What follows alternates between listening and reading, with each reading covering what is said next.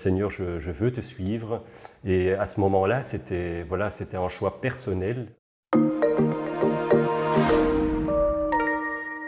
Je m'appelle Alexandre, j'ai 43 ans. Je suis né dans une famille catholique. La foi m'a été transmise par mes parents. J'ai été très actif aussi dans le scoutisme en tant que scout et puis routier et chef après. Donc j'ai toujours été entouré de personnes, des jeunes qui croyaient. Donc pour moi, ça faisait un peu partie de ma vie quotidienne. Mais il y a un moment, je me rappelle très bien, c'était au JMJ à Paris en 97. Lors d'une Eucharistie, j'ai été touché par le Christ. C'était comme un appel du Seigneur qui disait « Alexandre, viens, suis-moi ». Mais d'un côté, j'avais aussi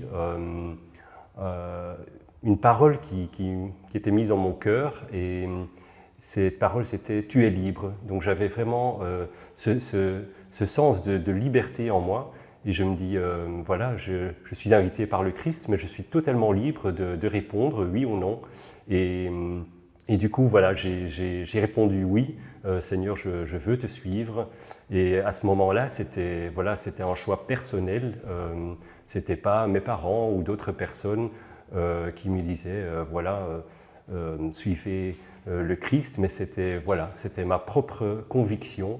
Et depuis ce moment-là, j'ai établi une relation avec le Christ, une relation personnelle. Voilà, à partir de ce moment-là, j'ai parcouru ma vie avec lui, avec des hauts et des bas, bien sûr, mais je savais qu'il était toujours là pour moi, dans les moments difficiles comme dans les beaux moments de la vie. J'essayais d'établir une prière quotidiennement, une prière personnelle avec le Christ.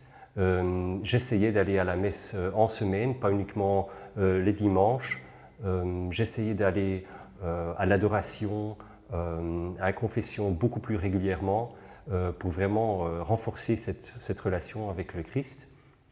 Et c'est, je crois certainement, cette prière que j'essayais de faire tous les jours, lire l'Évangile, méditer, parler au Seigneur, écouter le Seigneur.